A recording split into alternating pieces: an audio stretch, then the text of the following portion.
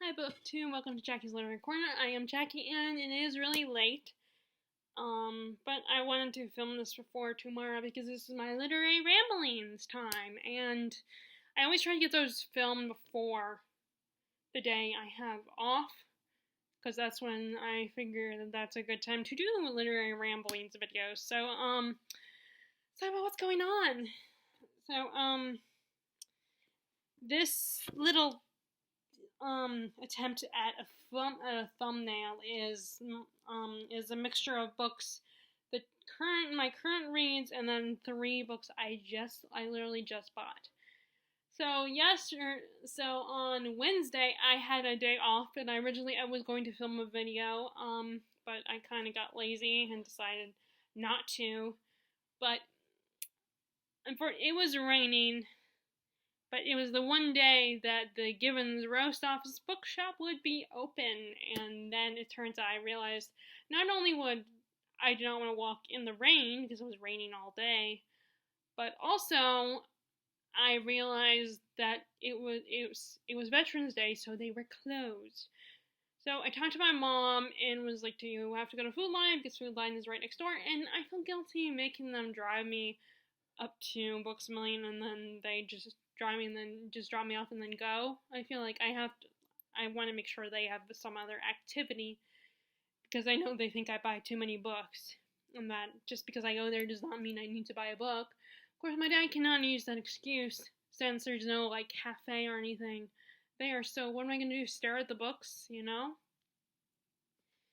I'm not going to be like sitting there just chilling, and reading my book. There's nowhere to sit and chill. I mean, there is a bench.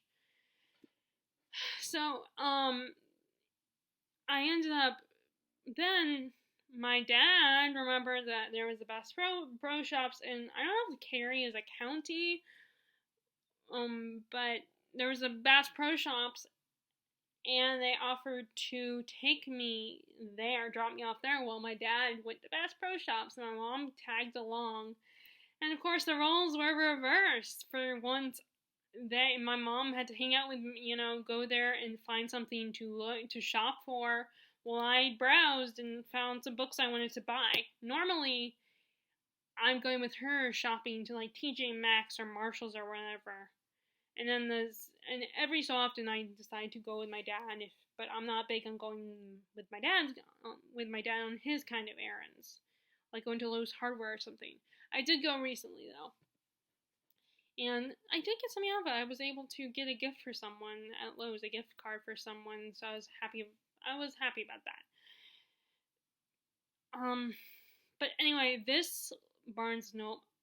Well, first of all, I was still surprised because I know, like in South Carolina, where my grandma, in her town where she lives, there's the Barnes and Noble closed. Now, I think the problem is because they were already having problems. The company has been having problems in the past, and I did read an article about it, and I think it has something to do with the Nook, their e-reader.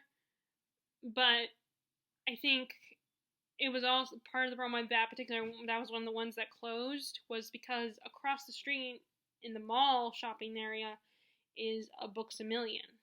So I think they competed with Books A Million, and Books A Million, according to that article, is much better at, with its customers and its sales pitch and all that, with selling its products. I don't remember exactly what the article said. And with this Barnes & Noble, which was pretty big, and I think it's the same size as the one in South Carolina, it's the only thing that's there. I mean, there's a shopping center across the street, but it's the only thing, and then there's like a UPS or something in that next to it. But it's not like a shopping type store. It's just, it's not like a regular store. It's like, again, it's a like post office or a UPS or something. So my mom ended up sticking around because there was no place for her really to shop at, and I don't know what was across the street. She just texted me and said, "I'm still here." I just decided to stay, and she did get something. She did get something out of it. She ended up buying some Christmas gifts for people while she was there, and she did kind of help me narrow it down, my books, because I had got a whole bunch of books, despite the fact that I had to make sure I avoided picking up books that were on my Amazon wish list.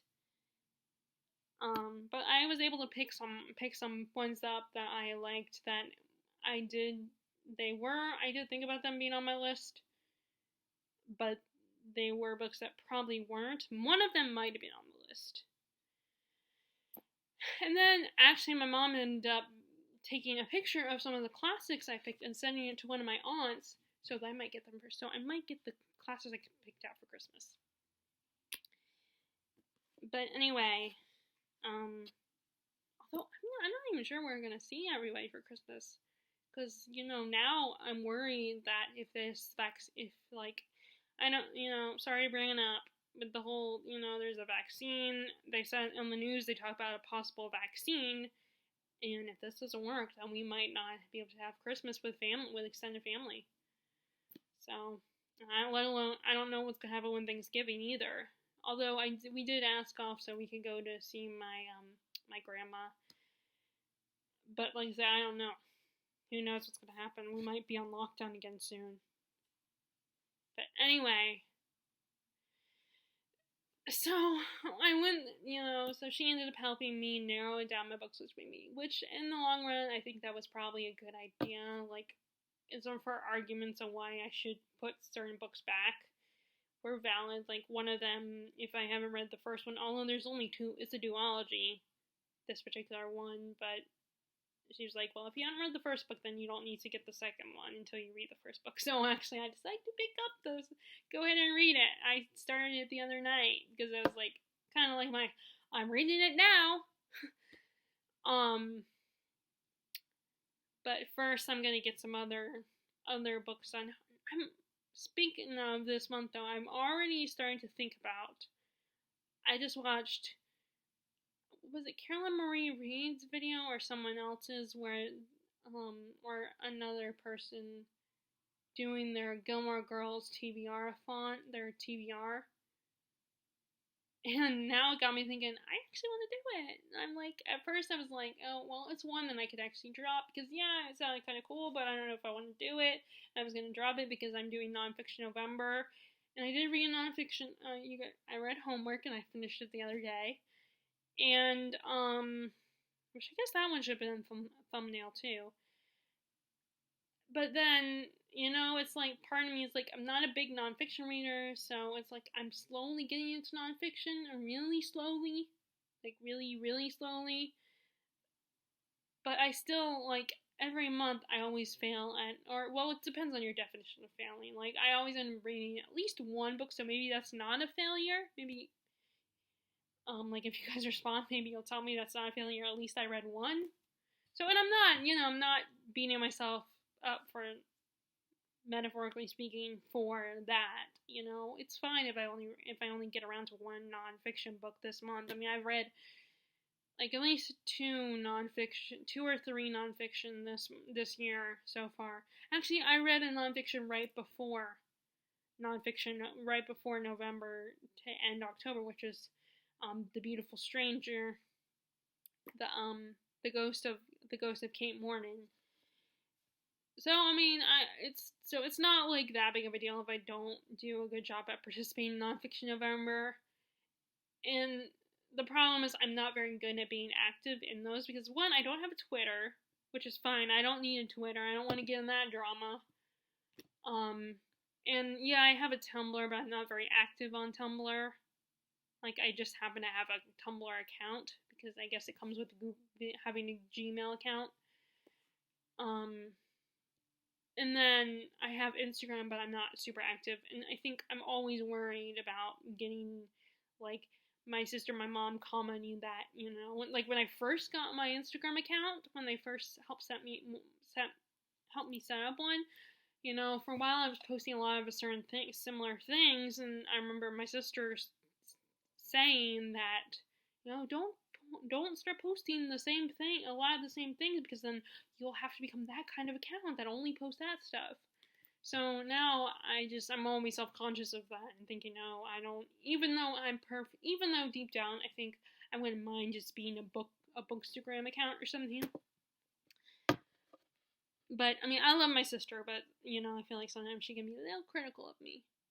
Which, I mean, not to say, because there's sometimes, yeah, she probably should be critical of me, but other times it's like that, for instance. But anyway, so I'm, not super active in these readathons as much as some people are. I mean, I participate in them, but as far as updating people, this is the most I'll do, is like these kinds of videos. So, so I don't know if I'll read another, but I'm still participating in Tome Topple.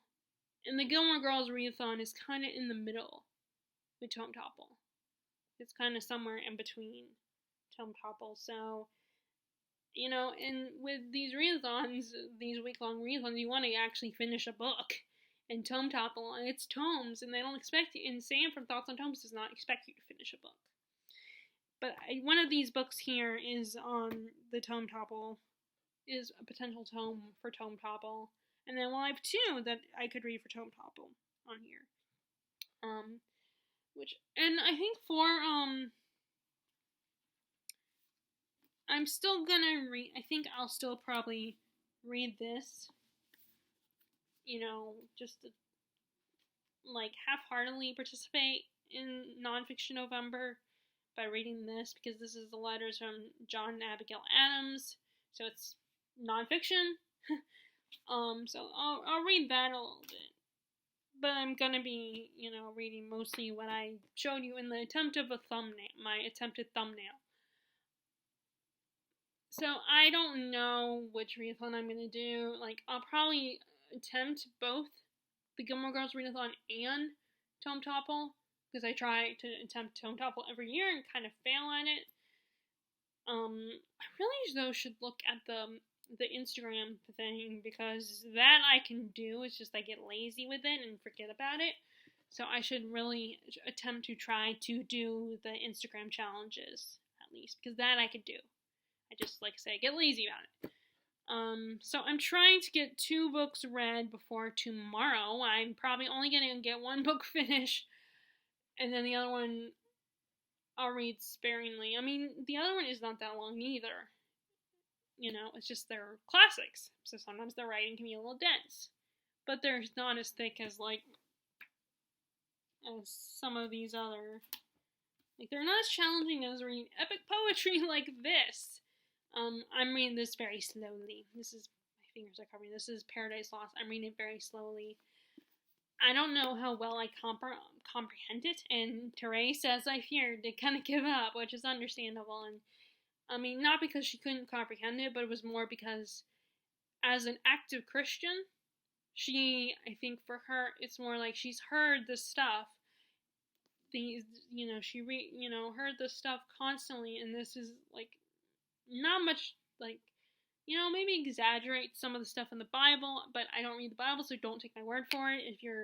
If you are someone who is, very much, all about reading the Bible, going to church, and being more active in your religion, I'm not trying to, disrespect, because I do, I'm not a religious person, but I do believe in God and stuff. But, so I hope I don't say anything offensive. That's not my goal. But, she's we talked about it, and I was, she said that she feels like she's been, saturated with all this talk about this, because she reads the Bible, she goes to church, so she knows the stories pretty well. So it's she's already familiar with this stuff, and it may, like I said, it may exaggerate it, but it's still kind of stuff she's already heard of. So I guess, for her, it was, kind of, I hate to say it, but boring for her. So she did stop reading it. I'm slowly reading this, like I said, and my dad did express interest in rereading it himself. So when I'm done with it, maybe I'll get him to read it, and then maybe we can talk about it, so that maybe he can help me comprehend it a little bit more. A book like this, I feel like could benefit from discussing an academic discussion. I would love to study this book, but in a class where everybody's actually interested in, and not just doing it just because, to get the grade or get the credit for the class or whatever. And that's how I felt about that one British literature class I took. They were only doing it because out of obligation. I mean, maybe some of them were interested in it, but most of them just, I felt like it was a half-hearted interest, or because they had to. Of course, I don't know those people, but anyway, I am curious though about this, what Steve Donahue would say about this particular translation, because he has talked about, he did talk about the Divine Comedy, and he talked about the translations, about all the Dante's work, and he's, said every translation is kind of bad. I don't know about the translation I have, by one of those published Arcturus published ones. There's ones from Books A Million. I've showed you guys those ones. I don't know if that's a good translation or not. But I would be curious if Steve Donahue would say the Penguin translation, what would he would think of that. But then I would at the same time be afraid, because then I would feel like I have to find a better translation. And, the thing is, when I'm reading it, I think I get the right emotions when I'm reading it. And, they're in the beginning of every section, the argument in that particular book is kind of summed up, so that does help a little bit to where I get what's going on. But like I said, I don't comprehend everything. But it's not.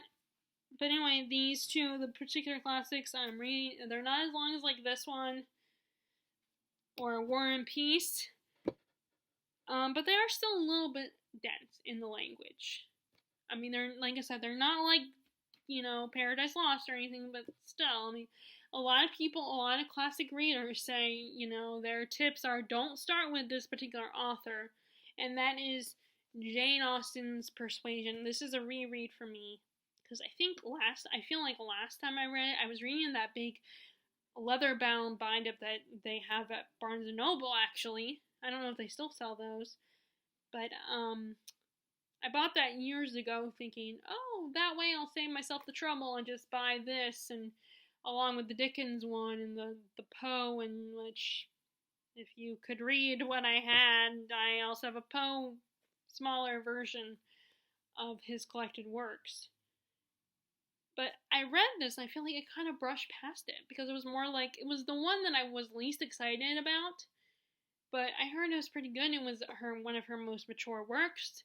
And the heroine of this, Anne Elliot, is the oldest heroine of a Jane Austen novel, which I think is really interesting. And she would be seen as a spinster, or at risk of becoming a spinster. And I'm older than her. I'm like 31, and she's 27 in the book. So I would definitely be seen as a spinster back in the day, back in this time period. But I'm sure my parents would find me a husband. But anyway, I should write a book. I actually, when I was reading this, it gave me an idea of writing a book about a character that is, autistic, and how would it be treated in this time period. That would be very interesting. I should talk to Larissa about that. I should suggest that to my friend Larissa. That'd be interesting to write about a story, a collaboration. Although she would be unreliable, I think, because of her life, her job, and then she's a boyfriend and everything. It'd be hard to rely on her to be very. I mean, I think I would have to push her to be active about it. But anyway, I'm glad I'm rereading, because it's still not my favorite Austen, but I'm really liking it so far, more so than I did the first time, because I feel like the first time I kind of rushed it a little bit.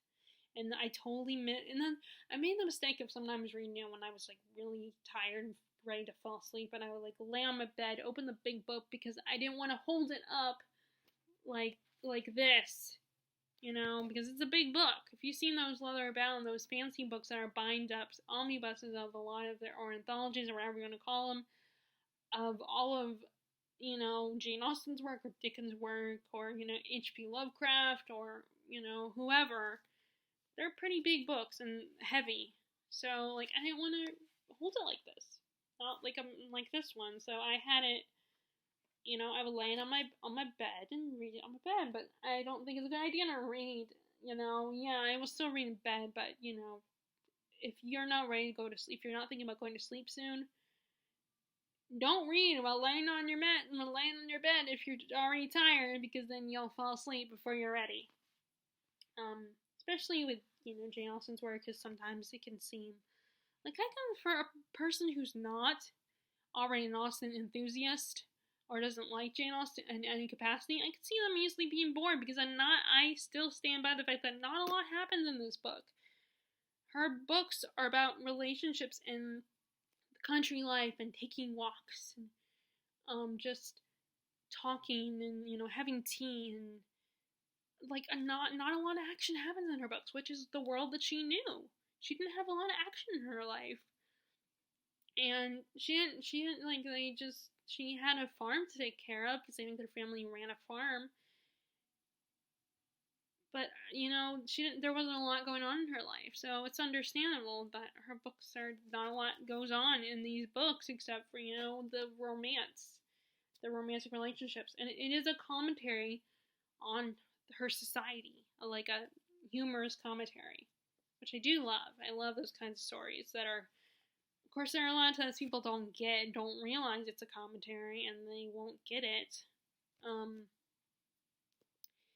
But yeah, I'm almost done with it. Although the reason why the book looks so, I am almost done, like 4 more chapters to go, but why I have a good chunk left to go is because it also is a book. It's a 2-in-1 thing, which I think is really cool. That not only does it have persuasion, but also has a memoir, Jane Austen's memoir in this. So, which is really cool. And it's kind of cool that she got it in there. She wrote it, because she passed away not too long, which eventually. But so that's why it looks a little bit longer, even though I'm almost done with the story itself. It's because it also has a memoir in it. And I guess because it was her last novel, that's why her memoir is in it. But anyway,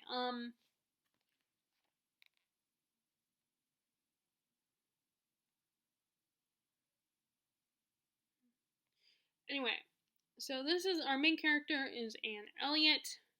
She, like I said, she's 27.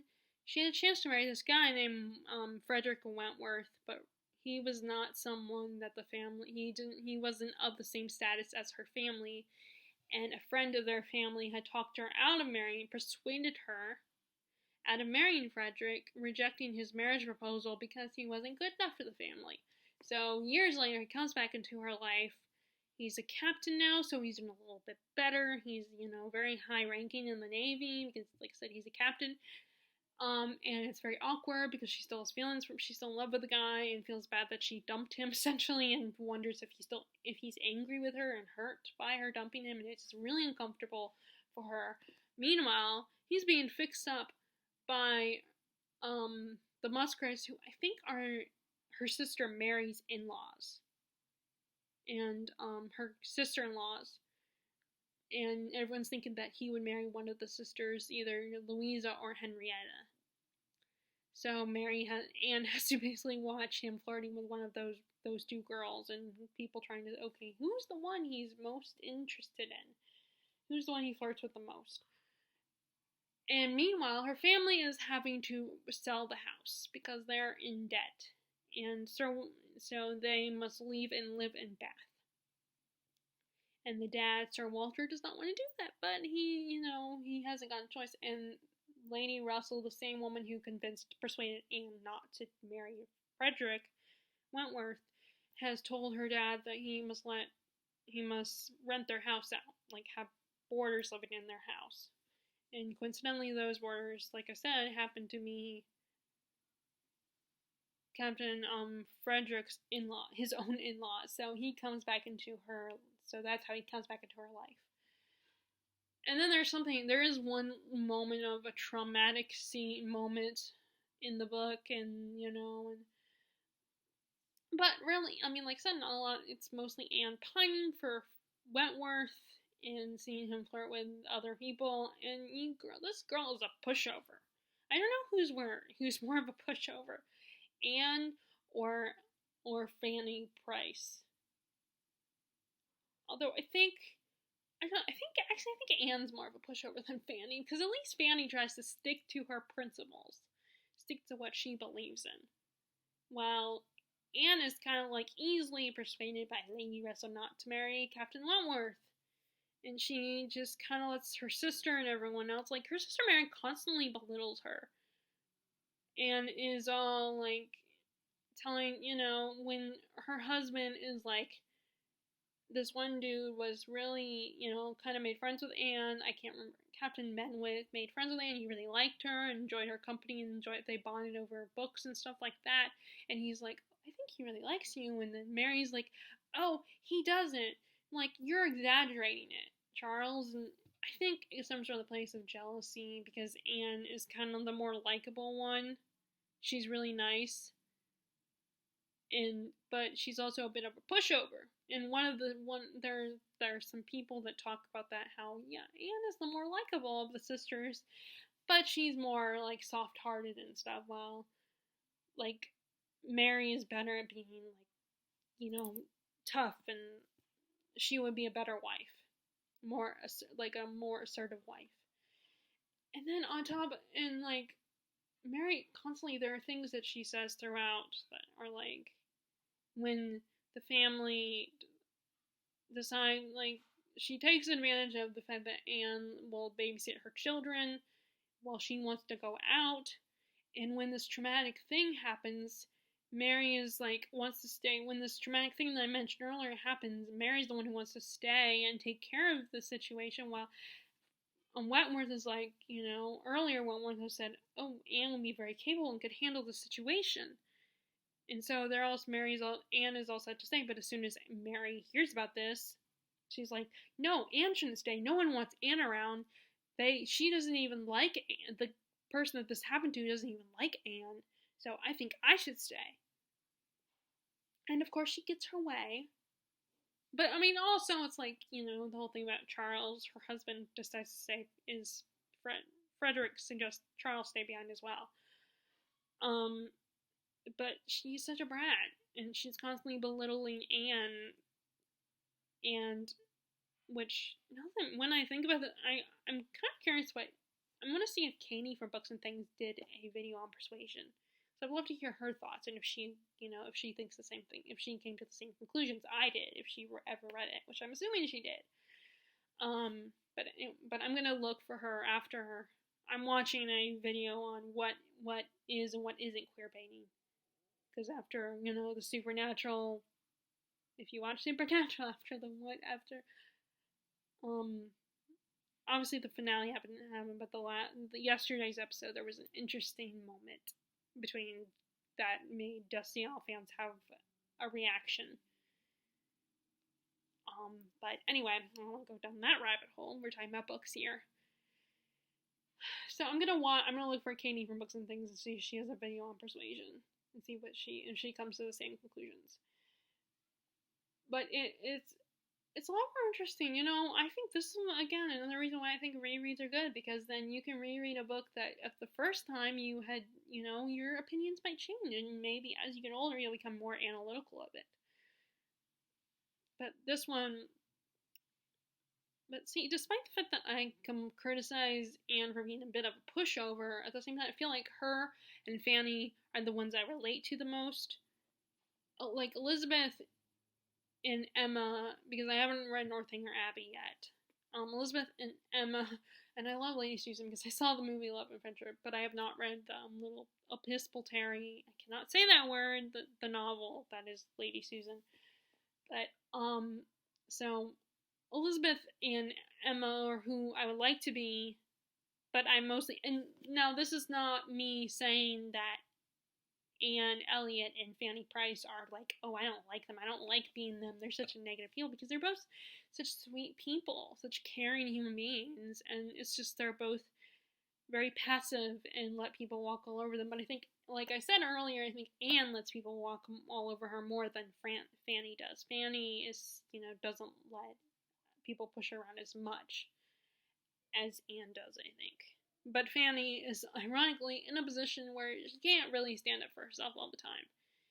Because she's not, like, at least Anne is, she has, she's not a servant or the unwelcome family member that has to live with them. You know, she's, even though I think in a way they don't take her seriously and they ignore her and dismiss her, and like, no one wants you around in Bath.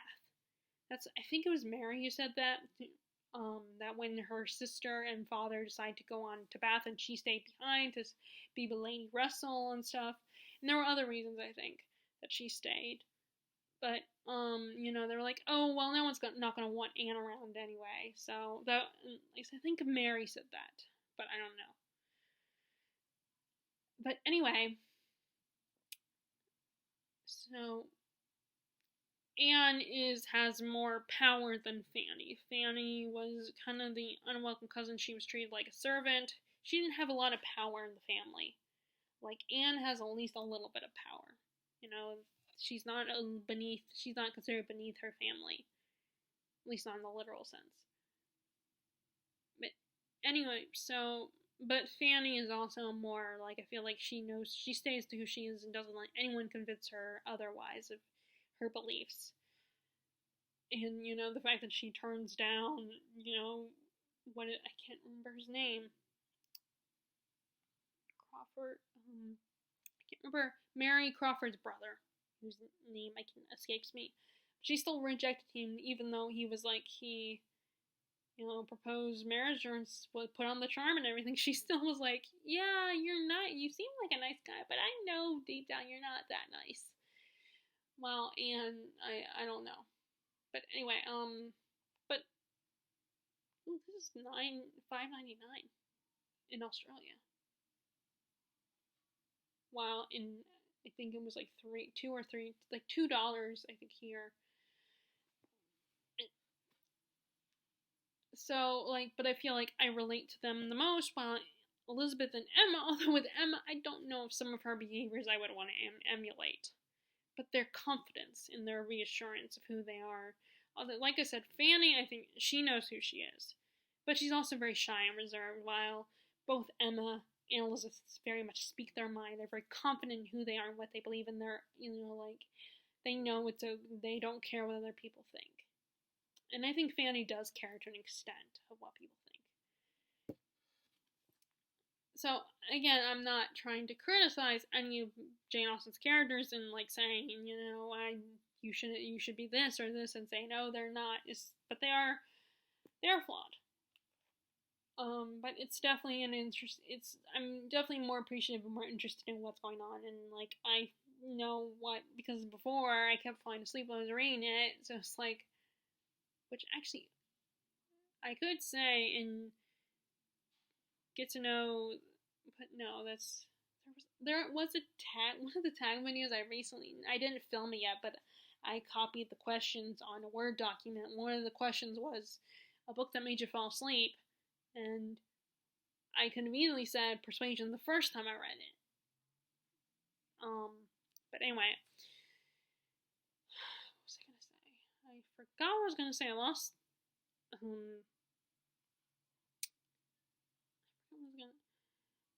But yeah, okay, I remember. So because I fell asleep, I totally missed the tragic thing that happens in the book. There was like the tragic event that kind of brings them together a little bit. I think a kind of a turning point, I guess. I don't know, the turning point in the book. Like, I totally missed what happened to the character. And now I actually know I have a better idea of what happened to them. Although I think what they were doing was kind of dumb anyways. Like, why were you doing that? But then a lot of people even today will do dumb things like that, get them hurt. But yeah, I definitely am liking it more. It's still not my favorite Austen yet. I mean, that goes to either Emma or Mansfield Park. I don't know which one. I think Emma. Emma's my favorite so far, which is no surprise since it's most people's favorite, I think, next to Pride and Prejudice.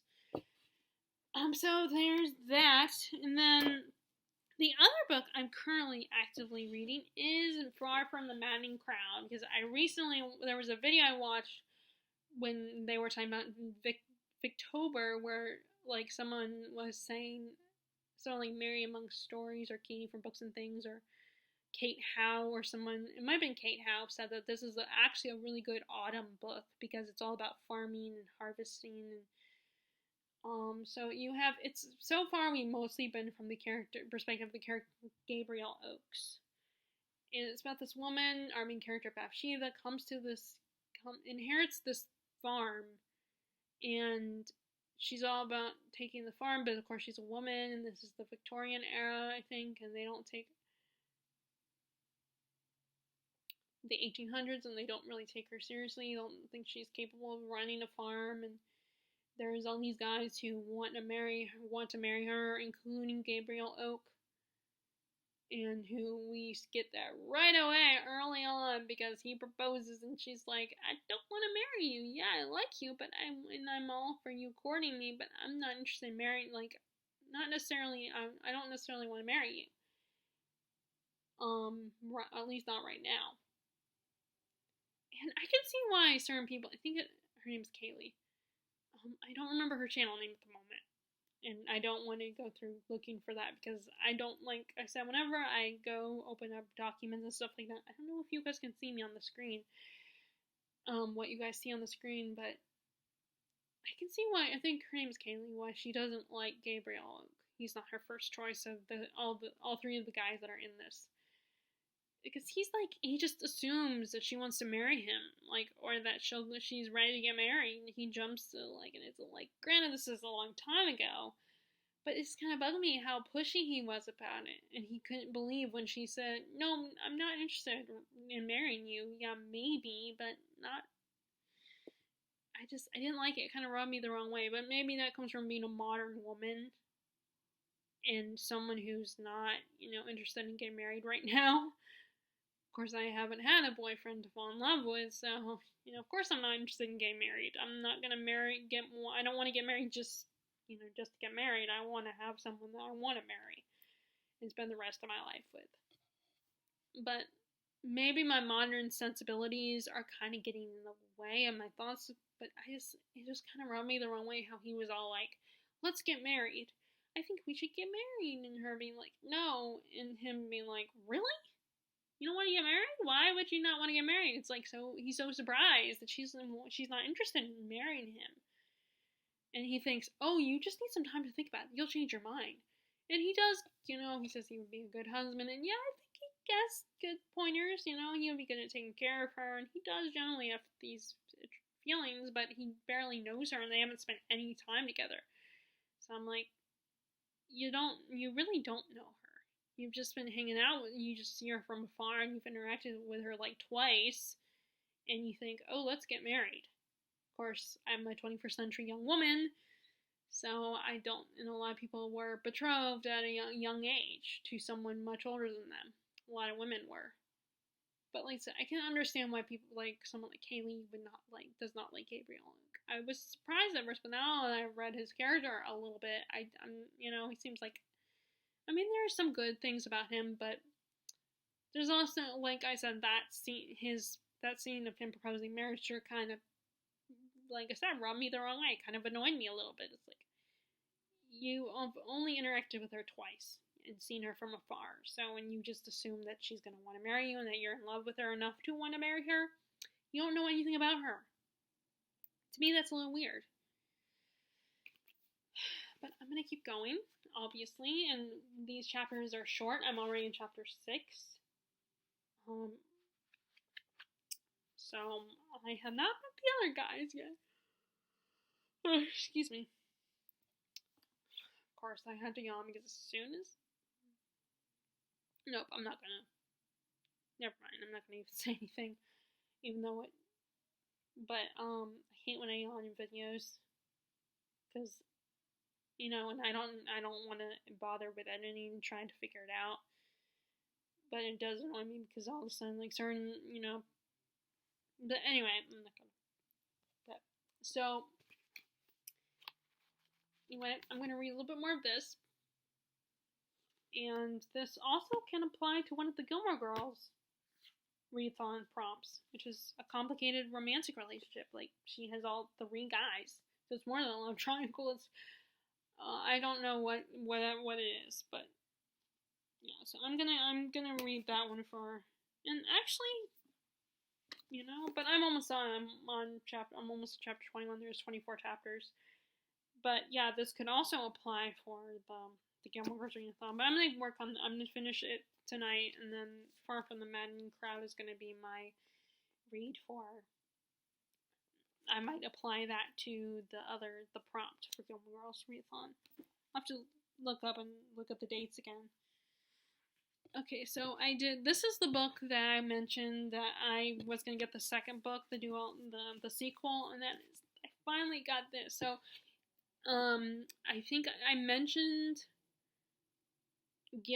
listening to, this book on Libby, but then it's a long book. This is a chunk of a book, and I liked it, but like I said, I only have a week, and I don't drive. So the only time I will listen to the audiobook is when I'm, getting ready for for the day, or getting ready to go to bed. Like when I play it while I'm in the shower, and sometimes I will forget to play it. So, and then I try to play it during times when I'm watching, I will have the TV and a YouTube video, and then playing an audiobook at the same time. So I'm listening to multiple things multiple stories. Or at least 2 stories, and then someone talking about whatever they're reading. And that's probably not good, because I'm only taking in half the story. Which, I'm doing that again anyway, because I did decide to put, what's it called, it's funny, I accidentally got a book, which I hope I got rid of it, but I accidentally got a book from the library, put a hold on the Libby, a book called The Outliers, and I did not mean to get it. But I accidentally got it, so I hope I got rid of it, because I did not mean to get that one, to put that on my hold list. It was kind of like an accident. I was scrolling through, seeing what's available and what might interest me, if I was interested in anything, and I accidentally clicked on that one without meaning to, so hopefully I got rid of it. But yeah, I was gonna get Muse of Nightmares, and I think this is the UK cover, so I'm happy that the UK cover is paperback, even though it doesn't have the,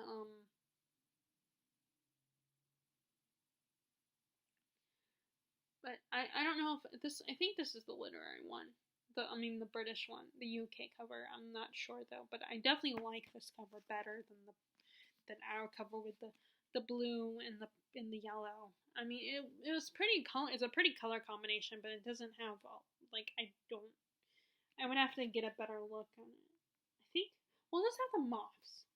I'm seeing it right here at the bottom. And it does have the moths on it. Which I know is something for one of the characters can make you have nightmares with these moths that will go into your brain or your So yeah, it does have the moths in there, but I kind of like this cover with the gold moth on it and the weird symbol on the moth. I like this better. Anyway, so I've only read the first chapter.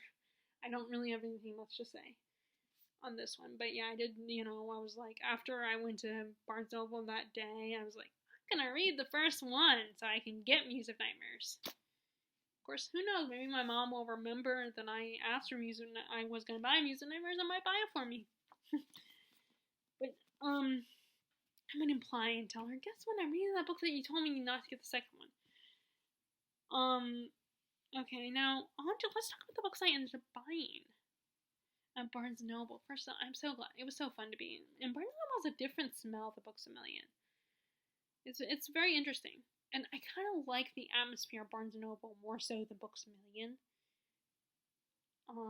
And I know a lot of people, their experience has been, oh, they're so snobby there, and but I've never had a bad experience when I've gone there. I love going there. And I love the atmosphere, and I wish there was Barnes & Noble here, but then we'd probably have to compete with Books A Million. So, Books A Million is great though. I like Books A Million. I do like it. I wish my Books A Million was a little bit bigger, but that's okay.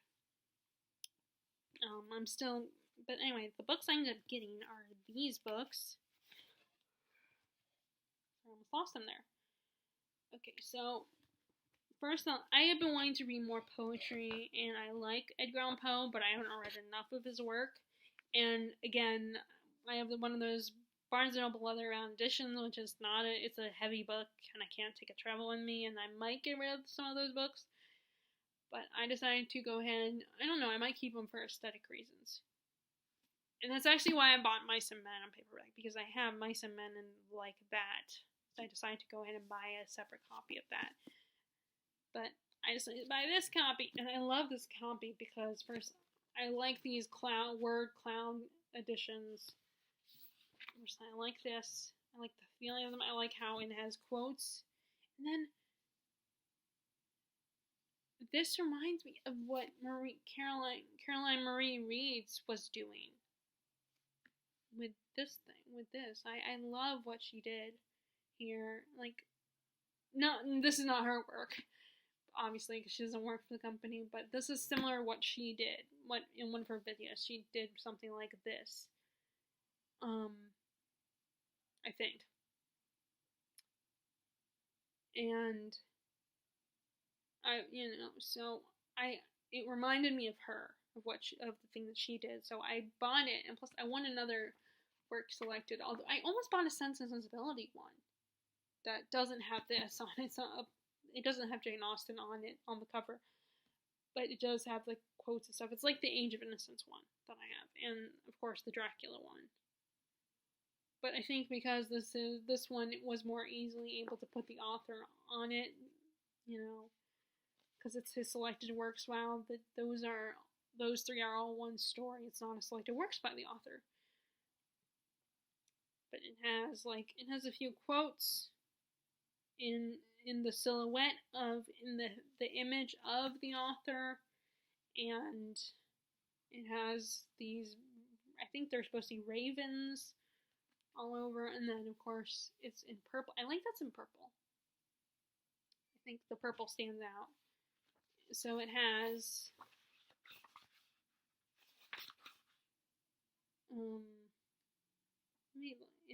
all the ones it has. I'm guessing all of his work, I think, but the only ones I'm familiar, like I've never read, but I've heard of The Fall of the House of Usher. The Mask of the Red Death, I've heard of it. The Pit and the Pendulum, I read it, actually, and I really liked it. And then The Black Cat is one of Murphy Napier's favorites. The Telltale Heart I've heard of course. The Gold Bug, I used to have The Gold Bug, but I never read it.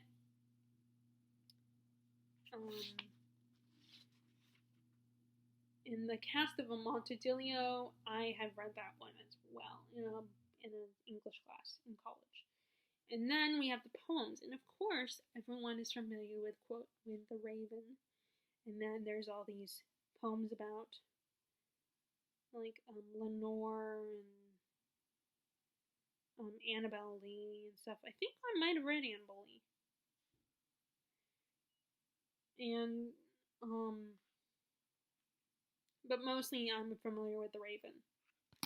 But yeah, I love these editions with the cover feels interesting, and with the image and then the title and the inside.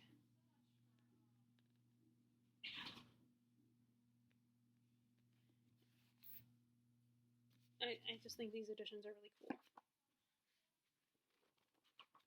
And they're easy to hold too. Okay, so I got that one, and then I also got. So I read The Shining in August or September. I read that one. I finished it. I started it a couple years ago, and then I finally finished it either in August or September. So I finally went and bought the sequel, and my mom did ask me if I was interested in it, and I was. I just didn't. I wasn't assertive about it. I wasn't aggressively telling her that I was. But I finally bought it, and this I feel like matches a little of my cover. Well, actually, it doesn't really, but it kind of doesn't. Of The Shining, but this is the sequel, Dr. Sleep, and of course, there was this edition I think came out when the movie came out. And I almost got a movie tie-in edition, but I decided to get this one instead. because when I first saw it, I was thinking it reminded me of the Shining, my copy of The Shining, but I don't think it actually really does. But it's the same size.